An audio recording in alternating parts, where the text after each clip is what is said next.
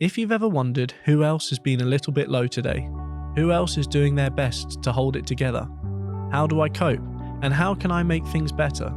These are the sort of questions that have led to us recording this podcast. Join us, Stephen and Alan, your everyday average people, as we discuss with guests our unfiltered experiences of mental health, the highs and the lows, the signs and the symptoms, the strategies and the triggers, the impact and the lessons. Whether you've experienced it yourself, know somebody who has, or just want to listen to the everyday mental health experiences of others, then this podcast is a safe space for you. So listen in and enjoy. Well, here it is. Here we go. After all the talk. Right then, mate. How you doing? Yeah, I'm good. So this is episode 1 for real. Yep. Obviously, we put the teaser out and had our little trial run, but today's going to be very much about you. So I'll take on hosting duties as opposed to co-host. Before we come on to that, I think there's a few things we wanted to sort of touch upon and mention. First of all, in terms of sort of reflections on that teaser that we released, what are your sort of thoughts since that went out?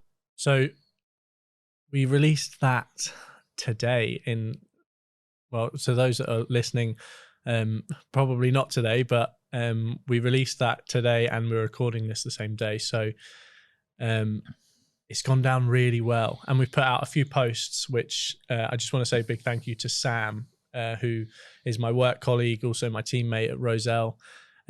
He put together the artwork for This Is Me. So everything you see online has all come from Sam. So big thank you to him. And it's been great seeing people engage so early on, and we've gained a good amount of followers, which is... Yeah, it's been good, hasn't it? Yeah. I think we've had a mix of people sort of wishing us luck and getting in touch to say that it's something they're looking forward to listening to. Lots of people asking questions about content. You know, what is it we're trying to do? What is it we're trying to achieve? Where might this go? Somebody just came in then. Yeah, it should be fine. Talking about where we wanted to sort of take it, and just sort of loads of interaction, isn't there, within the very small amount of time that it's been out for. I'm hoping that will grow. Yeah. And as people listen to this, please do follow on social media. Please do get in touch. Please do send questions in. We're going to have sort of a routine, aren't we, to each episode. So I think at the start we'll have a little chat about reflection since last time. Yeah. Have a think about any questions that have come in. And that can be all sorts of questions. Thank you very much to some of the guys that have sent in non-mental health related questions as well. Yeah. We'll come on to those shortly. But I agree. It's been a nice little bit of interaction so far, hasn't it? So yeah, I didn't expect it. I didn't expect it to get the traction it did this early on, but it's honestly great. It's good to see people getting involved so early on. And hopefully that can sort of spread and generate a bit more of an engagement moving forward. Yeah. So each episode will have a different person of focus. I think each episode will come back to sort of similar questions with those people that are in. Mm-hmm. I think each time round we'll probably discuss our own experiences alongside that. And I guess the other thing we wanted to mention right at the start, wasn't it, was that this is just our experience of mental health. You know, the things that we talk about, the things that might work for us or might not have worked, are very much our own personal experiences. Yeah. We are not in a position to really offer advice as such, other than to say what has worked for us or what hasn't worked. We're not qualified to sort of guide people, but we can certainly chat things through, and hopefully people will learn a little bit along the way, whatever that might be. Yeah. And hopefully we will get experts along the way as well. Come on and maybe they can give some advice, not to those listening because they're not there speaking to them, but maybe they'll speak to us and they can give advice to us. But it's coming from a professional at that point. But yeah, we not so much. No, absolutely not. And I think even just listening back to the teaser myself and talking to my partner about it, I think I'm already learning through doing this. You know, we touched upon last time that perhaps we're in different places in terms of our experiences and our journey, if that's the sort of word we're using. And and I think even just through chatting stuff through, there's things that I'm picking up about myself and from you. So hopefully others can have that as well. But today will be about you. Yeah. So we're going to chat through your experiences and where you've come from and the things you've learned along the way. Absolutely. We've said in our initial build-up, didn't we, that we're going to talk about highs, lows, triggers, symptoms, sort of methods for coping, all sorts. So, I mean, I can almost start with that highs and lows thing, because I always say to everybody that I talk to about my own journey and my own mental health that highs and lows for me are the extremes. So I can't seem to find, and that's still the same case now. We've said our journeys are different. I'm at the end of the worst bit. I'll live with it forever, but still, I think it's just in my nature to have the extreme highs and the extreme lows. That, you know, that wave there's never stops in the middle. So yeah, there's a lot of that, and you know, those highs and lows comes at different points in life. Sometimes they can be, you know, days, sometimes they can be months, but yeah, the highs and lows can be extreme. how quickly can it change between the two? Nowadays, because I've dealt with it for so long, I can do pretty well of getting myself into a better place. It just depends on, there's a few things. So for me, my struggles is anxiety, and I've had depression as well. We'll go to the beginning when I first got it, but if it's anxiety, I can normally control it if I know why. It's the sometimes when I don't know why, which is the big struggle. So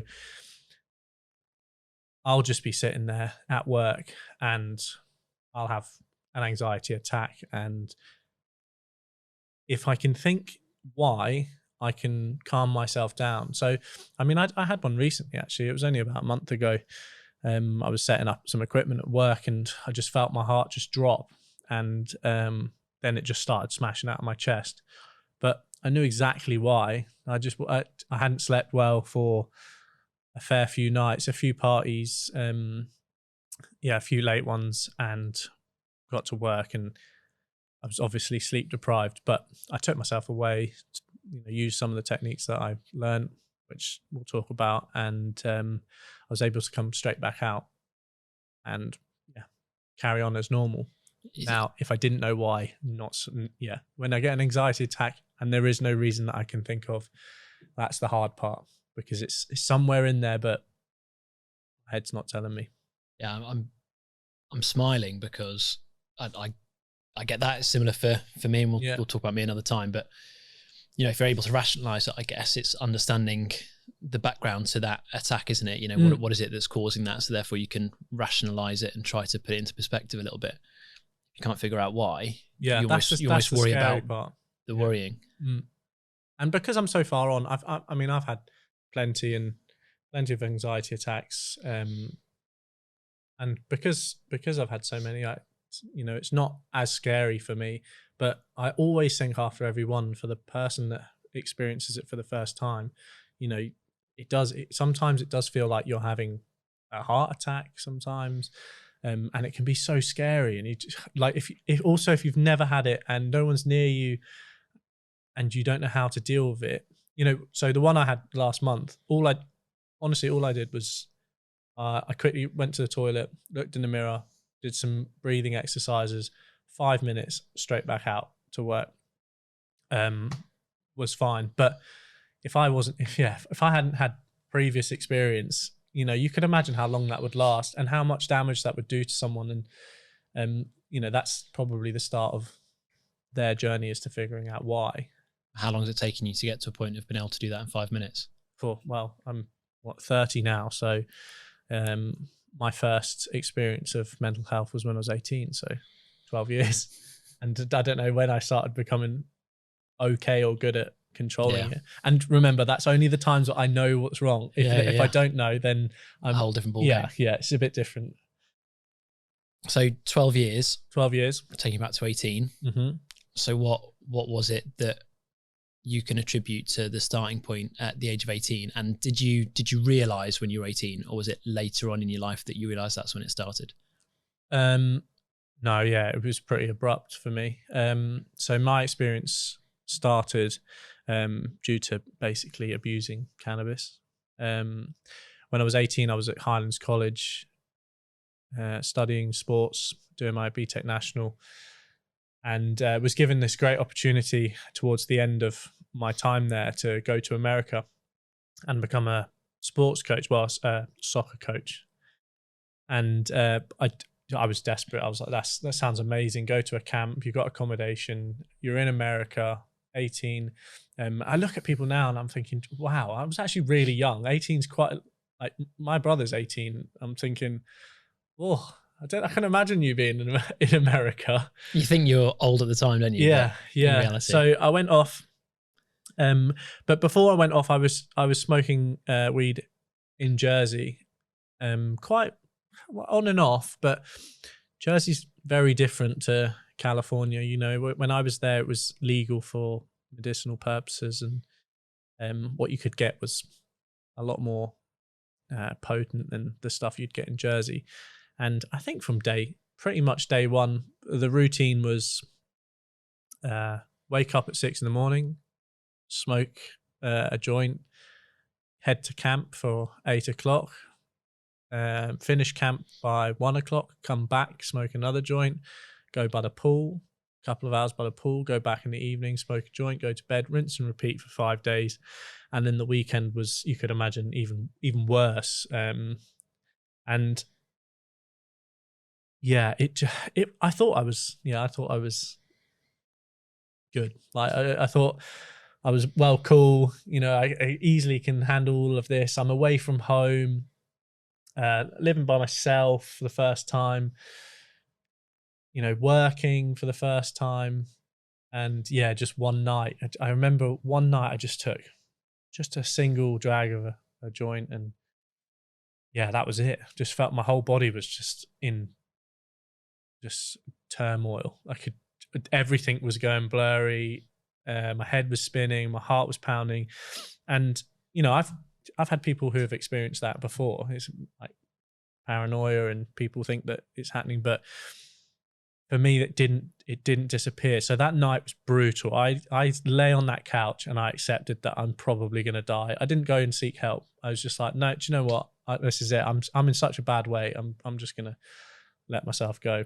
And then all of a sudden I woke up in the morning and my body was just felt really strange, really, really strange. My head didn't feel like it was mine.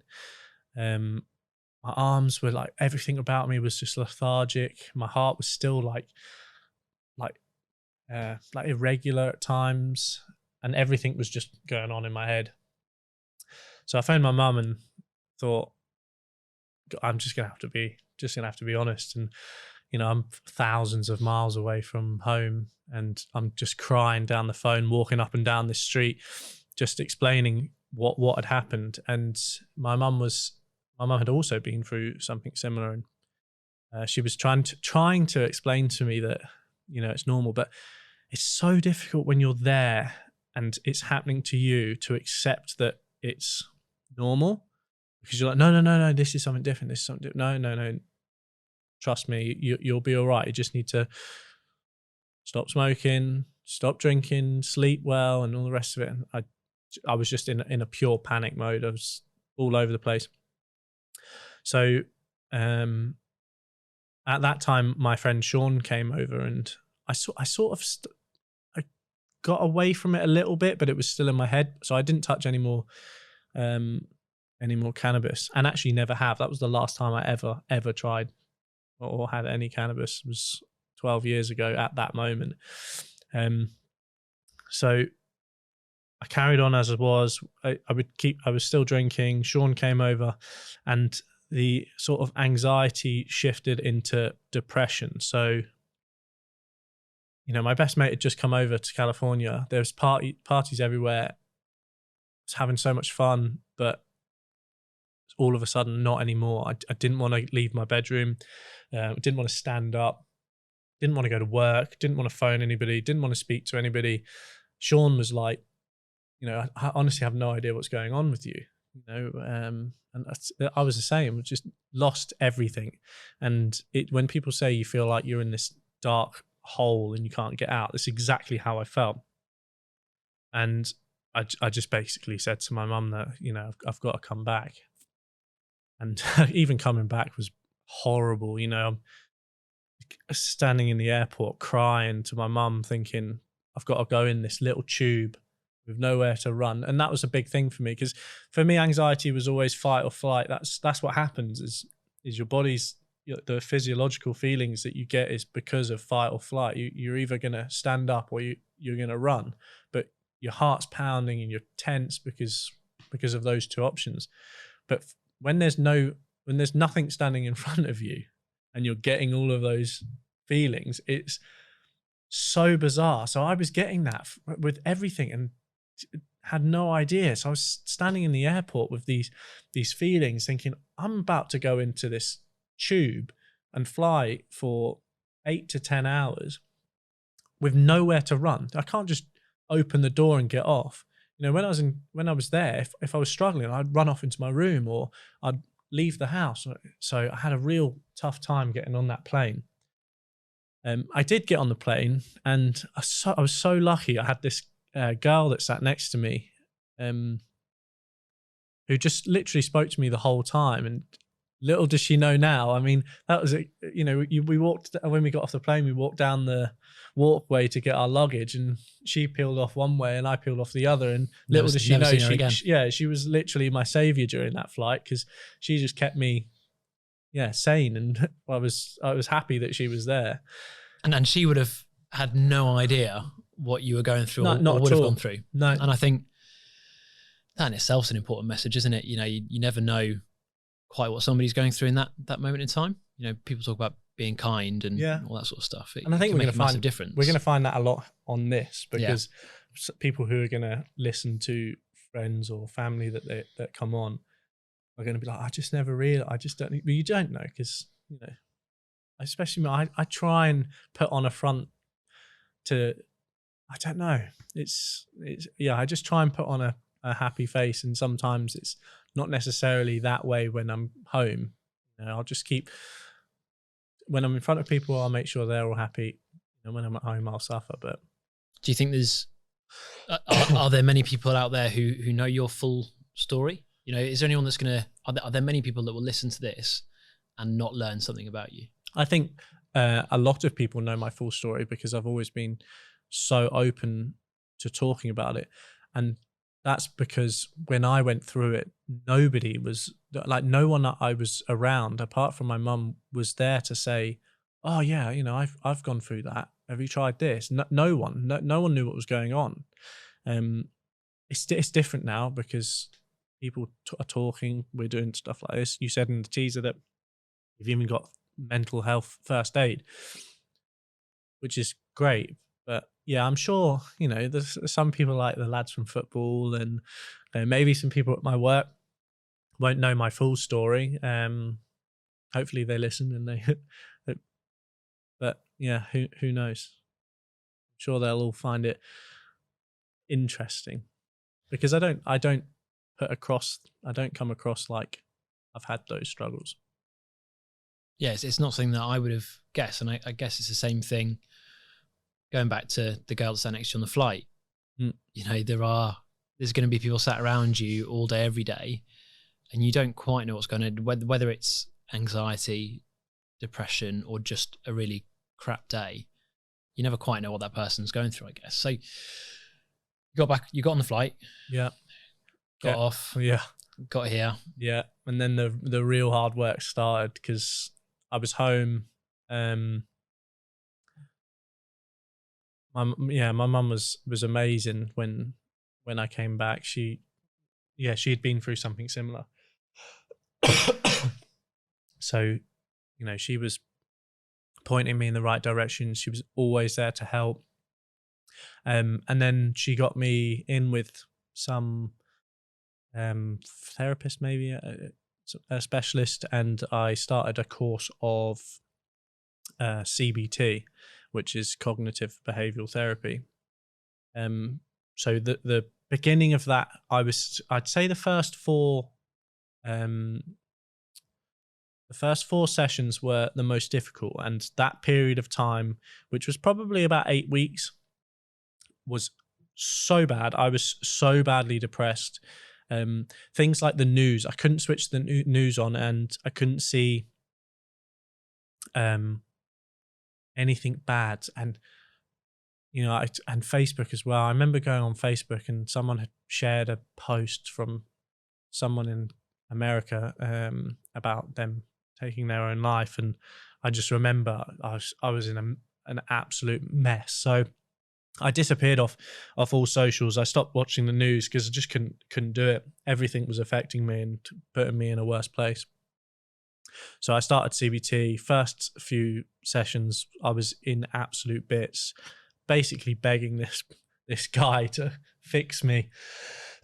And he was saying, he's seen this so many times, and he was saying, it will get better, it will get better. And I'm thinking, oh God, what am I going to do? And for me, how he put it down was that he used I play football for the Roselle Rovers. On the Roselle. Yeah.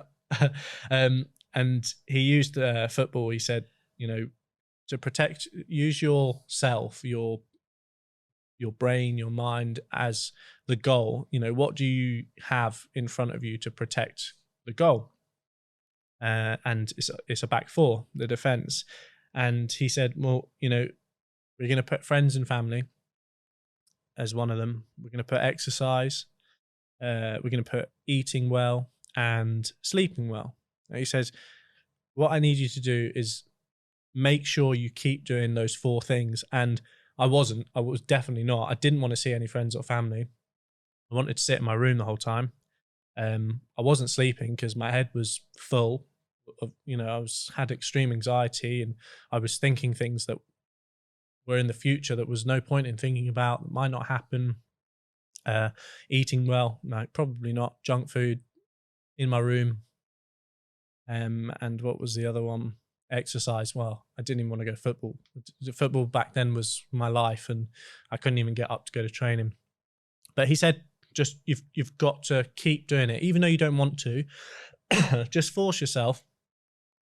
Go back to football. Make sure you get plenty of sleep, and things will start falling into place.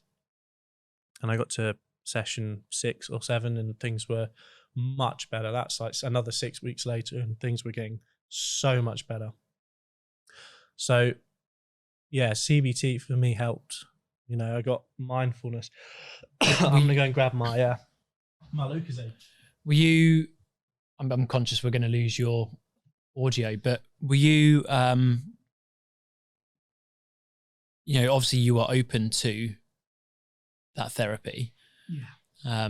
And I think, thinking about my experiences initially, and I think the experience of many, I'm a teacher, and I think the vast majority of the lads that I speak to at school, who, and I say lads because it's an all boys school, the lads I speak to about maybe looking to receive some support, there is that stigma attached to that, and there is that sort of desire to not be seen as weak, or to use up support that somebody else might need more. They're the 2 common things I get. Somebody else will need that time more than I will, or I can't go because people might think less of me. How did you overcome any sort of barrier to receiving that help in the first place? Was there any aspect of you that didn't want to go? Oh, no. I honestly, I wanted to do everything. I was in such a bad place that I would do anything. So if my mom said it would help, she was willing to help me out, get the sessions up. Yeah, I was like, yeah, go for it. Because it has to be a choice, doesn't it? You've got to be willing to go and access any support that is available. Yeah. Honestly, I remember it. I was so easy. I was just do anything. I would do absolutely Fix anything. me. Yeah, because I didn't think there was a way out. I thought that was it. I smoked myself into this place, and this is what I deserve. And I was never, ever going to get better. Do you think, we've mentioned smoking and that obviously escalated the situation you found yourself in. Do you think you'd have got there eventually anyway? Yeah, definitely. 100%. I would have experienced it at some stage without smoking. So was there ever like an underlying thing or trigger that you could go back to and think that might be part of why it's there? Maybe not something underlying, but I remember the way I was as a kid, and how my brain would work. I would always overthink things that might never happen, which is basically anxiety. Is you make situations way worse than they probably will be. Catastrophize. Yeah. And as soon as you start doing that, your brain's going and going and going. Try not to think about a pink elephant. You can't now not think. You can't. But that's what my head was. I don't think about it. Don't think about it. I can't stop thinking about it. But the situations were, terrible and the worst. And that's when I started doing mindfulness, which is by far one of the best things ever. Because you can just, I still do, because I still live with anxiety, and I still, I don't think you can change. I don't think I can change that much. So I still struggle with overthinking things that might never happen. But instead of just dwelling on it and constantly thinking about it and letting it absorb my life, I would just use mindfulness, and half a day or a day later, I'm like, oh my God, I just stopped thinking about it because I used those techniques. And some of them were like, I learned it during CBT, and he was just saying, when you're in a room, just pick up a pen, just feel the pen. What does it feel like? What temperature is it like? And then think about what you can hear, and then think about what you can smell. Yeah. It's a 5, 4, 3, 2, 1, isn't it? Yeah. I can't remember the order that. Yeah, I think they say now. It's like 5 things you see, 4 things you can hear, 3 things you can smell, or whatever it is. And then before you get to the end, senses. You've forgotten about the pink elephant. I mean, I just forgot about the pink elephant because we moved on to a different. I'm back to it now. Yeah, exactly. So, mindfulness has been great. And when I had that anxiety attack, I used mindfulness then, as well as breathing techniques, and that worked for me. And have you received support since then until now? Have there been periods of being in and out of therapy, or? Yeah, so I like I said, sometimes I will get anxiety from nothing, which is the hardest one because I need to do a little bit of digging. So I try and see who I call my brain man. And I try and do that every 2 to 3 weeks, and it's great just to go there. And half the time I feel like I'm just sitting there talking, and he must say maybe 2 or 3 words the whole time I'm there.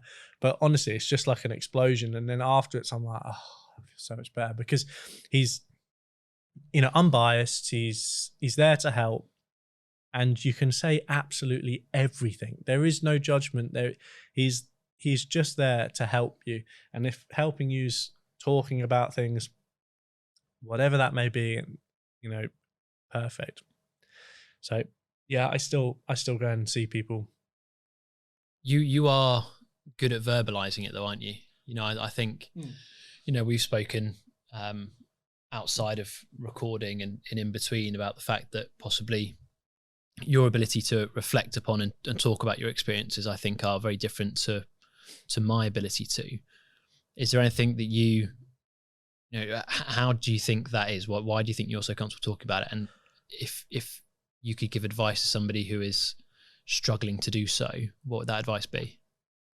So I think I got I just feel like when I talk about it, it will help someone. And I know that people have got in touch with me over the 12 years that I've had experiences like this, and people that I've just spoken about it like years ago, and they've then unfortunately come into the same situation where they've had an issue with mental health, and they've contacted me, and I'm there, and I'm ready to talk to them and give them advice that helped me, and talk, let them know that it's normal and some of the things that they're feeling are normal. So just by helping people, I've been told I'm a people pleaser, so I make sure that people are okay, and sometimes they're okay before myself. Hence why when I go to work, I put a face on, because I put others first, like that. So yes, it's just seeing people get better and gain help through talking to me has just made me better at verbalizing it and coming forward. And why shouldn't we talk about it?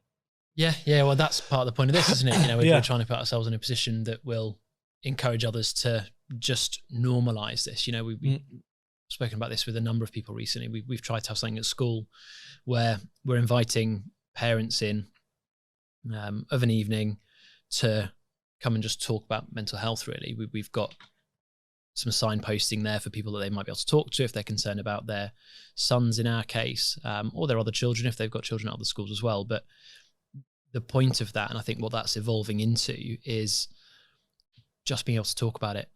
Just being able to sit down and have a conversation about mental health the same way that you might sit down and talk about football or what you've been watching on TV or your holidays that are coming up. Just a topic of conversation that people can discuss and talk through.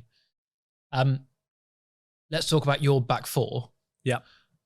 Friends and family is can always be a challenging one, can't it? And I think from the conversations we've had before, I think you've had varying experiences of people's reactions to and support of your mental health in terms of the way they've approached it. Yeah, and I think that comes from, again, not experiencing it, or I think it's a generation and not experiencing it. Those that have experienced some form of mental health have been amazing. Some that haven't don't get it. They, it's just get better. Just that's the classic. And when I brought up that I wanted to start this podcast, it's like, who wants to listen to that? Well, I don't understand why. This generation, they just got problems and stuff. I don't think so. I just think maybe we're just more happy to talk about it because we're trying to make things better, instead of maybe what happened in their generation, where it was like, oh, what, you just don't feel great? Well, get a grip. Keep quiet, crack on. Yeah. Like you said in the teaser, that sort of man up culture in particular. Yeah. It's a shame. I mean, how did you go about telling people initially? Because I think that, again, I'm thinking about some guys that I've spoken to that have struggled with things, whether that's football or personal life, or even students and colleagues at school. And I think the first step for a lot of them is actually passing that information on to somebody. Have there been, because again, you're very good at talking about it and are open about it, have there been people, without necessarily naming anyone, people that you've been more concerned about telling, and how did you approach that, if so? No, I don't think. Honestly, I didn't struggle with being open about it from the start. I was in such honestly, it's so hard to explain now because I'm not anywhere near that, but I was in such a bad place that I was just holding on for dear life to anybody that would listen. I was just like, please, like, help me, because I don't know what's going on. Do you know what's going on? Like that sort of mentality. So, the day after that night, I phoned my mum and I was completely open and honest because I was in such a mess. It was, so I've not had anybody that I've thought, and now when I think of things like work and it's me, that, this is me, because I've not, and we'll talk about this at a later stage, I've, bar my partner and the people I've received support from a professional capacity, I've not had a proper conversation with anyone about my mental health. Which, to put this into context, is mental, really. But yes, I know. Yeah, but I think that's such a huge stumbling block for some people. Maybe one for us to explore when me chat through my bits. So where are you now with it? You know, what's So, the... I am good. I still have it. It was only last month that I had my anxiety attack. It comes and goes. I still get the extreme highs and the extreme lows, but I can manage it. I have to make life changes and stuff like that to make sure that number one is happy. So, I'm okay. I'm good. What are those, you still experience those highs and lows. So I'm just grabbing up the notes that I heard earlier.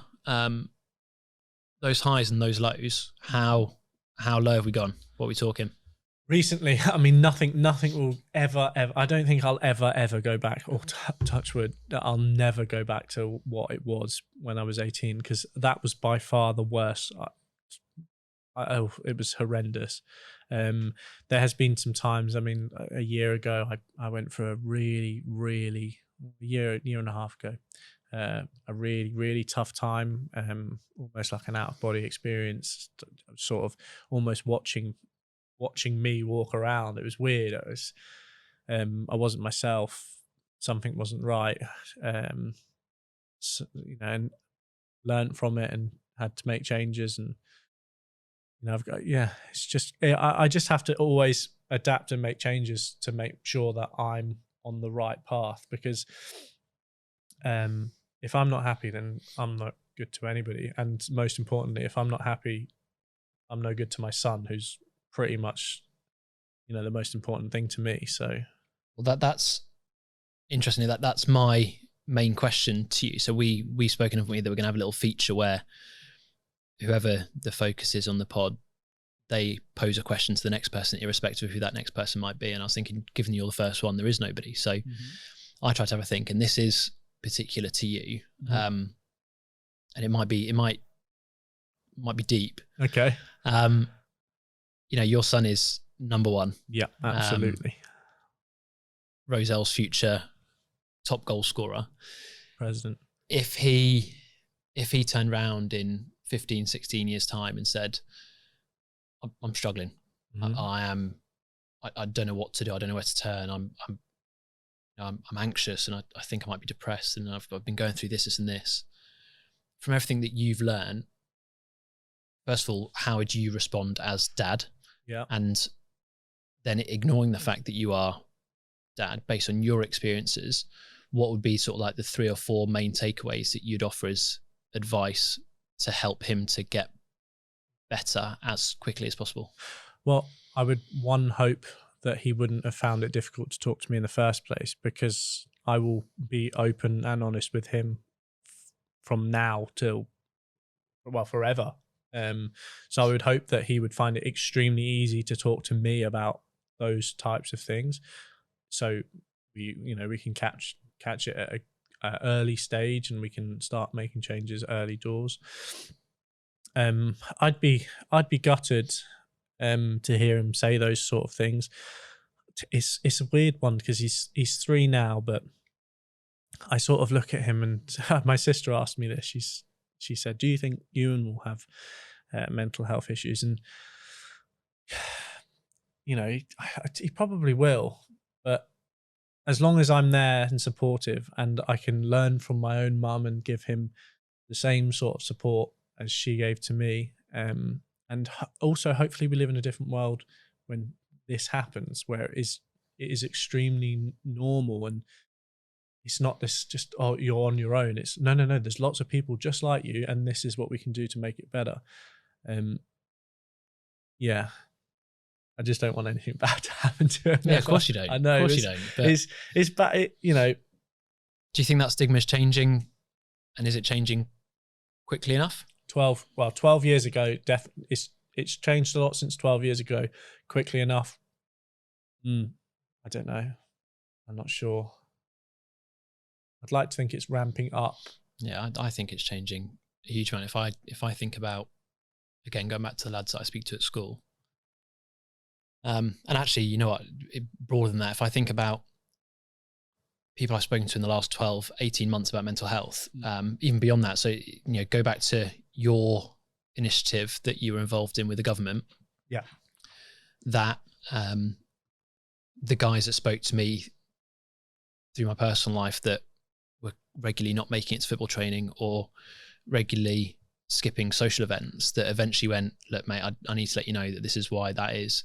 A colleague who literally stood up in assembly and spoke about his experience of mental health. The students that are now, I think, more frequently being able to accept and seek support, I think that stigma is changing. I hope it continues, so that when Ewan is our age, it's not even like a question anymore. It's as simple as you'd go to the hospital and get an X-ray if you've hurt your leg. When it happened to me, no one has ever said anything to me like, "Oh, Stephen, when I was younger, I had really bad mental health issues, and I did this and this." It's just like I would have known if they had cancer, or they would have. You would know that sort of stuff, but why not they? And I think if I knew that, it would have been a lot easier to then just phone my mum or go directly to my mum, or just say it straight away. If it was my dad, I could also go to my dad because I know that he's had it as well. So now, if Ewan hears me talk about it and I say, I had it, and this is it, like my little sister, she always comes up to me now and asks me questions about certain things that happens to her, and that's great because I've been open to talk about it. Should we go on to questions? Because you mentioned people have come and spoken to you. So we have, as some of you will have seen, we've put up on Instagram, I say we, Stephen is driving all of this pretty much. I turn up and sit behind the mic. For now. Yeah, for now. So Stephen put a couple of things up for people to ask questions, and we're going to hopefully include a feature every single time where different questions come up. That might be specific to the person coming on. It might just be generic stuff. So I'll go with the mental health related stuff first, and then we'll come back to the other bits afterwards. Mm-hmm. So, in terms of those people coming to you and asking questions, I guess there's things here that we've touched on a little bit, but maybe worth recapping. Mm-hmm. So there's a couple in here. So what are or were your biggest struggles? What are or were my biggest struggles? Honestly, it was my biggest struggle was that the first few months when it all happened. I was going in blind, had no idea what was happening to me. Yeah, sort of like that lack of knowledge. Yeah, and you don't see an end. You can't, because it's all new. You think this is it. So yeah. And in terms of, you said you've got a good awareness now of things that trigger you. What are your personal triggers? Are there things in particular that you think are likely to cause it? Yeah. Sleep for me is massive. If I've not had enough sleep, my body is going to tell me, and sometimes in not very nice ways. Exercising. If you've not got enough exercising or enjoyment as well, and I need to make sure that I'm always doing stuff for me. So I play football and I play golf, but I'm quite happy to go and walk around a golf course by myself and just hit a ball around, because it's just me time, and it just flattens me out, makes me feel a little bit. You hit a ball a long way. Yes. 378 yards. So your things then are an absence of those other things. But is there anything in particular that might happen in a day that is likely to make you feel anxious, or are those things almost irrelevant? Is it just the lack of sleep and lack of exercise, or are there certain things that will make you really anxious? I can't think of anything that would happen during the day that would give me extreme anxiety. Well, not anything that wouldn't give the normal person on the streets anxiety. So nothing that I can think of. Okay, and last two on mental health. First step to improving mental health. First step of improvement was that phone call to my mum. Yeah, I was going to say, it's got to be talking, isn't it? Yeah, 100%. Didn't even think, like we said, didn't even think about it. Just picked up the phone. There's no. That's so different to my approach. It had to do it. I was just worried for my own self. I was just so worried. I had to phone someone. That was the first step. And then the first big step was probably going for CBT. And then last one before I get onto the non-mental health related stuff, inspirations and hopes for the podcast. Inspirations and hopes. What if you could identify one thing that led you to think, I need to do this, and you could say there's one particular goal you're hoping to achieve by doing it, what would they be? So inspiration for doing this was 100% hearing all the other 5 people talk about their mental health experiences during the government campaign. Their stories were, it's just such a shame that we can't just release all of it, because they are all so different and also powerful. And I thought, give them this sort of platform, let them talk about it. What do I hope to achieve from this podcast is to help one person, and that's it.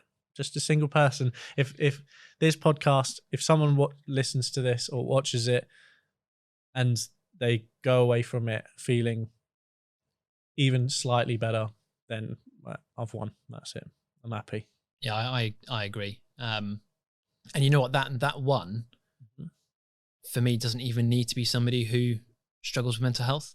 You know, if that one person is someone who knows someone who struggles and is able to therefore sort of comprehend it. I think about my partner in this respect. You know, she quite openly has said that she struggles at times to understand what it is that I'm going through and have been through, because she just can't relate to it. And I think some of the things that she's done since, and I'll talk about this another time, have helped her to understand that and start to sort of empathize or be able to support. And I think even if somebody like that is able to benefit from this, I think that could be really powerful as well. Right, less mental health related questions. Good ones to finish on. Football team? Chelsea, Roselle. Meal deal go to? Okay. It's got to be probably the chicken chorizo mayo wrap, bottle of Diet Coke, and some cheese and onion real McCoys.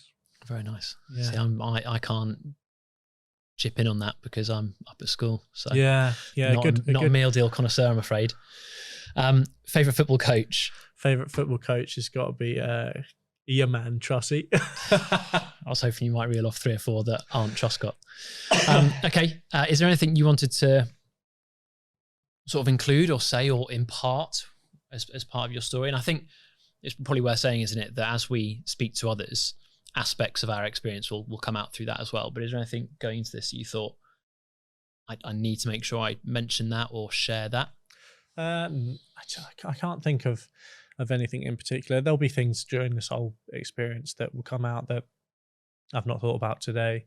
I want to make sure everybody who's listening can contact me if they ever need to, or send a message to the podcast.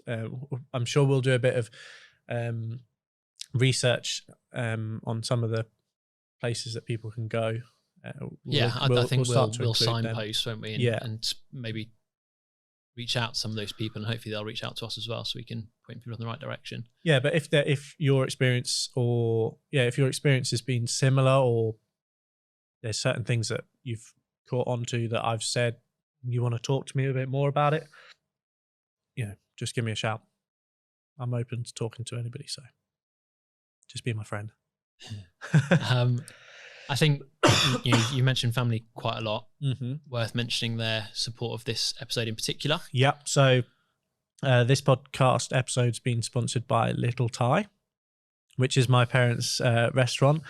And my mum honestly has supported, and still does support me a huge amount with all things mental health, and just them supporting this podcast. It's it takes a lot of work to sort this out.